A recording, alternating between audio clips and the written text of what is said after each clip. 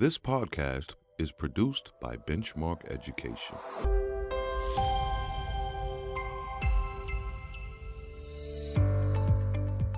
We're back. It's a new season of Teachers Talk Shop. I'm Kevin Carlson. Thank you for joining us. In these next episodes, educator and author Patty McGee talks with leading literacy experts to present a 360-degree view of literacy. What does that mean? These episodes approach the science of reading with a broad 360-degree lens, exploring current understandings and surfacing the nuances of teaching and learning literacy in today's classrooms, so that we're positioned to address the needs of all students. So that's what we'll be talking about in this season of Teachers Talk Shop. We start with knowledge building, and we start now. Knowledge is actually perhaps even more powerful than just having it and applying it as you read, but that developing it while you read actually can have some additional benefits for students. That is Dr. Gina Cervetti. She is a professor of literacy, language, and culture at the University of Michigan's Marshall School of Education. She studies language and comprehension development, especially in the context of content area and other knowledge-enriching instruction. Author and educator Patty McGee spoke with Dr. Cervetti recently about leveraging knowledge for reading success. Much of my work has taken place in the context of thinking about literacy learning in content area learning. And I started my work as a fairly traditional literacy person who thought a lot about English language arts instruction. But the more I thought about the kinds of experiences that support students' literacy development, the more interested I became in contexts like content area context. And in particular, I've worked a lot in the context of science instruction, the knowledge enriching context that is provided by learning literacy in science. So, having access to more complex texts because you bring a lot of knowledge to those texts. The opportunities to connect reading to firsthand experiences in the world, actual phenomena, and scientific inquiry. So, not only experiencing the world, but investigating the world as scientists do using the reading and writing skills that are inherent to science. One consistent finding around literacy is that the more that students are engaged in a way that surface big ideas, right? So that they're asking and answering higher level questions rather than just surface level questions, that really supports their reading comprehension development. And one way to do that is to be using reading and writing to inquire in the world. So there are just so many benefits to thinking about those connections. So I didn't start my work in that place, but very quickly became interested in that and have pursued that. And that has led to other kinds of investigations, just trying to understand some of those specific pieces. So what is the relationship between knowledge and reading development? What is the relationship between knowledge and language development? So that's where my work has resided over the last couple of decades. So could you just shed a little bit more light on what you've been focusing on in terms of reading development and knowledge, and also language development and knowledge? We've known for a long time, since at least probably 100 years, but at least since the 1970s, there've been a lot of investigations into the relationship between knowledge, the knowledge that students bring to the text, and students' comprehension of those texts. And as you might expect, if you know something about the topic of a text, you typically understand that text better. But I've been really interested in the idea that that relationship actually might be even more fruitful than that. So that, not only thinking both about knowledge in a more complex way, so that knowledge is in part school knowledge and disciplinary knowledge and knowledge of the kinds of the topics that tend to appear in school texts, but that knowledge also includes the repertoire of experiences that students bring from their lives outside of school, and that knowledge too can be leveraged to support their comprehension. So thinking more broadly about what knowledge is and what knowledge matters can provide an opportunity for students to gain momentum in understanding text. So that's one aspect of knowledge. But I've also been really interested in the possibility that knowledge does more than just support students' comprehension of the text in front of them. And so I've been interested in the idea that when students are developing knowledge as part of English language arts instruction or content area learning, it also provides an opportunity for them to learn more words, for example, around the text that they're reading. So acquire more knowledge of words incidentally as they read. And I'm actually doing a study right now, which I'm hoping will provide some additional evidence for this idea, that when students are reading texts where they bring some knowledge to those texts, or they're accruing knowledge through text, that they actually engage in more sophisticated forms of comprehension, so that they're able to maybe use a broader repertoire of comprehension strategies as they read, or they're able to form more connections within and between texts. Knowledge is actually perhaps even more powerful than just having it and applying it as you read, but that developing it while you read actually can have some additional benefits for students. Let's pause on this and dig a little bit deeper for a second. So Yeah. 3 words that are standing out to me: cultural relevancy, the knowledge that kids bring to school with them from their life experiences; reading development; and language learning, all like wrapped up in knowledge, right? Yeah. So can you unpack that for us a little bit? The knowledge building and the way that cultural relevancy, reading development, and language learning interplay. Many of the studies that have been done on the relationship between knowledge and reading comprehension have been done with one of 2 types of knowledge. So that's been either academic knowledge of sort of, disciplinary knowledge and school type knowledge. So if kids know something about biology, can they read biology texts better, understand them better? And the answer is yes, they can. And that is broadly applicable. It's students of all ages, and it applies to both being able to recall text, but also being able to do things like make inferences around texts. And then some studies also looked at the kinds of out-of-school knowledge related to students' hobbies. So there were a series of studies on baseball knowledge or soccer knowledge, and could students understand text better on those topics if they had experiences outside of school related to those things. And in fact, there was research that showed not only that they could, but also that when they were reading texts that were on these familiar topics, they actually were better able to learn other things. For example, Galtney in 1995 showed, this was the study of 4th grade boys who were poorer readers. They were less skilled readers, but they were also baseball experts. Okay. And so they studied comprehension strategies either in the context of baseball texts or non-baseball texts. And they were better able to acquire those strategies and retain their use of those strategies if they learned those strategies using the baseball text. And you can understand why, right? We have limited attention. And so being able to, have some purchase into the text frees up enough attention to allow us to actually learn and practice the use of these comprehension strategies.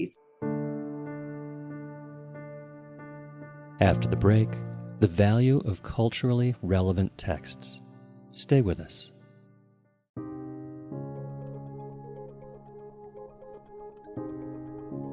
Metacognition operates in all successful reading. It is essential that we understand how it works and how best to teach it. With his new book, Fostering Metacognitive and Independent Readers, author Peter Afflerbach delivers an essential guide to metacognition and effective instruction. This book helps teachers explore the research, examine strategies, and improve students' reading achievement. Students learn to set their own reading goals, monitor their own comprehension, identify and fix challenges to their understanding, and determine that their reading goals are being met. They become metacognitive and independent readers. Learn more at pediessentials.com. Go teach brilliantly. In 2017, Clark reported on studies that looked at the effects of culturally relevant texts on reading development among African American children who were enrolled in an after-school program. And these students were in grades 1 through 5, and they participated in a program that was designed to support both their word level reading, but also their reading comprehension. They were doing word study, and they were also responding to reading, and they were either using exclusively culturally relevant texts or exclusively non-culturally relevant texts. And in this study, culturally relevant texts meant texts that featured African American families and African American themes and African American communities. And Clark found that the students who read culturally relevant texts made greater growth than their peers who were reading the non-culturally relevant texts in both word recognition in context, so their word reading skills, and also their reading comprehension. So more and more, we're learning more recently about the value of providing students the opportunity to read texts where they have an experiential sort of purchase into the themes and content of those texts. That is really compelling and important research to share, and just shows us just how human teaching is, right? It's not just about the academic learning, but it's about the people, the students that come to us and who they are as human beings, their experiences, their lived knowledge that they come to us with, and then are able to leverage that to become stronger and stronger in so many different areas. I was just going to say, you can imagine why this is the case, right? These, texts that are of greater interest, we're much more likely to read them with, more attention, right? But also the limits of our attention mean that we can, potentially pay attention to other aspects of the text. If we know something about the topic, we might notice the words in the text, or we might be able to notice something about the structure of the text, or we might be able to, make connection to other things that we know, or form connections within a text. When a text is brand new to us and we're just trying to make sense of it, we don't have a lot of additional attentional resources to devote to other aspects of literacy learning. So you can imagine why this is true. And it's just, the fact that it turns out that it is as true with the cultural knowledge that we bring as it is with the academic knowledge that we bring means that we can legitimate more forms of knowledge in school. And that also connects to students' engagement and motivation. Yes. So what do you mean by more forms of knowledge? I mean academic knowledge and experiential knowledge and cultural knowledge, and that really all of the things that we know, all of the experiences that we have, these are all resources for our literacy development. And so we should, as teachers, get to know our students and, of course, attend to the kinds of knowledge, academic knowledge that we're supporting in school, but also think of students as full of rich experiential and cultural resources that they can bring to their own literacy learning, and try to find ways to form those connections for the sake of engagement, but also, it turns out, for the cognitive benefits that come from being able to form those connections as they read. Where does vocabulary come in? Many decades ago, we learned that students who have a lot of vocabulary knowledge tend to not only be better readers of the text that they're reading now, but they actually tend to make greater growth in reading over time. And many studies demonstrated this. And so I think for that reason, we became really interested in trying to grow students' vocabularies. And so there have been many, many programs that have tried different approaches to growing students' vocabularies. And they've been very successful at growing students' knowledge of the words that they teach. So that there have been lists of academic words, which are words that tend to appear a lot in the text that students encounter in schools. And these studies have been very successful at showing that if you teach these words in particular ways, students tend to learn them, and they also tend to retain them. But we've been less successful at the task of trying to grow students' vocabularies in general. There have been lots of programs where they've tried to teach large numbers of academic words and hoped that doing so would transfer to students' general vocabulary knowledge, so that when you gave students a standardized test of vocabulary knowledge, that they would make greater gains than students who didn't receive that instruction. But that's actually been harder to do for a few reasons. So first of all, language is more than vocabulary knowledge. And so we probably need to think about other aspects of language development. When it was assessed and associated with vocabulary, that was probably more of a correlation, an association, than something that was strictly causal. It was an indicator of something else. And so that might be broader language skills in general, or it might be that students have a lot of vocabulary knowledge, also have a lot of knowledge about the world, right?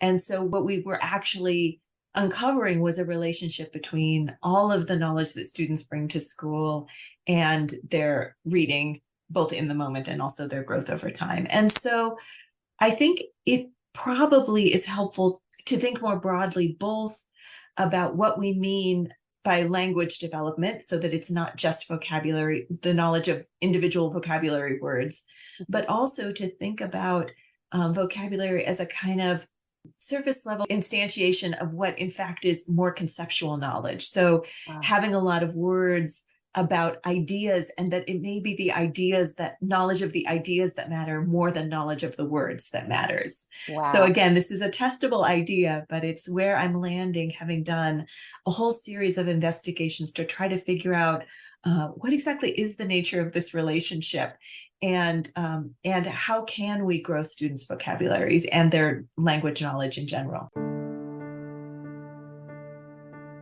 After the break, getting started. Stay with us.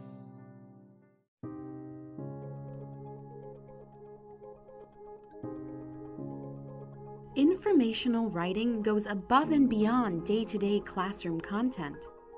In their new book, Informational Writing Mini Lessons, your go-to guide for flexible, high-impact instruction, authors Eric Lepis, Michelle Stone, and Kirsten Widmer deliver more than 170 lessons for informational writing in grades K through 6.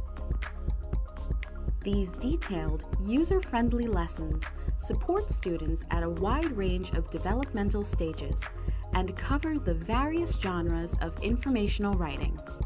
They are designed for differentiation and help teachers address the needs of every student. Learn more at pdessentials.com. Go teach brilliantly. How can we just start to dip a toe into this, though? So if there's a principal who's listening and they're like, yes, I hear everything you're saying, this is speaking to me, what can I do to support teachers in going in this direction?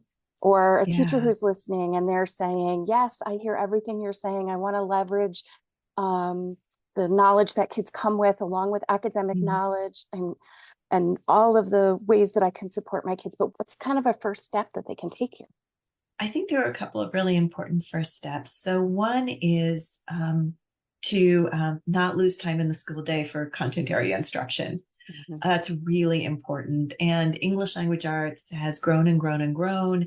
And attention to content area instruction, especially in the elementary grades, has shrunk over time. And so I think we need to rethink that. And as we think about reallocating the school day to provide more time for content area instruction, we need to be thinking about how we can use that to develop students' literacy skills, especially their, disciplinary literacy skills. So that would be the first thing.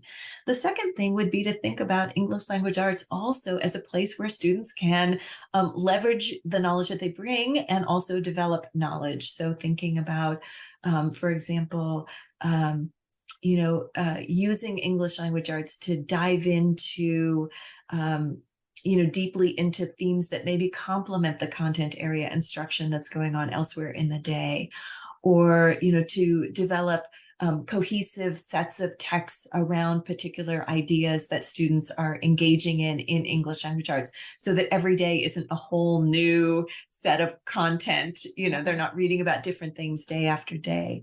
About thinking about making sure that every day students have an opportunity to pursue aspects of their identity and interests in school. So thinking about English language arts as a place where students can read self-selected texts and pursue their interests, or bring their, personal, experiential, and cultural knowledge into the classroom through both their reading, but also their expression, their writing, and their, creation inside English language arts instruction. So those are some really important first steps.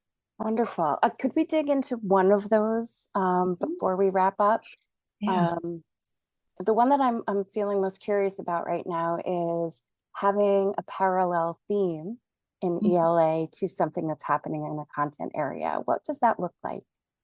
One way to do that is to create opportunities to engage in, like in science, I think about sort of socio-scientific issues, right? So if you're studying, weather and climate in science, you can be thinking about, issues of, human climate change in English language arts. Or if you're studying, issues of ecology in science, you can be thinking about, how it is that we, are stewards of the environment inside our homes, inside our school, and inside our communities, in English language arts. And so there are these ways in which we can actually apply some of the things that we're learning in science and social studies to our own lives. If you're studying government, you can be thinking about local elections or local initiatives. So I think it provides a really nice opportunity not only to give students a chance to develop complementary knowledge, but also to bring some of the academic knowledge into their own lives. Yes, that sounds absolutely irresistible. Well, Gina, thank you so much for meeting with us today and sharing. Sure. Thank you. Thank you for having me. Thank you, Dr. Gina Cervetti. Thank you, Patty McGee, and thank you for listening to Teachers Talk Shop. Please be sure to visit teacherstalkshop.com, where you can listen to previous episodes, find transcripts, learn more about our guests, and explore related resources. If you learned something from this episode, please share it with your colleagues. That's a great way to spread the word about the show. Thanks. For Benchmark Education, I'm Kevin Carlson.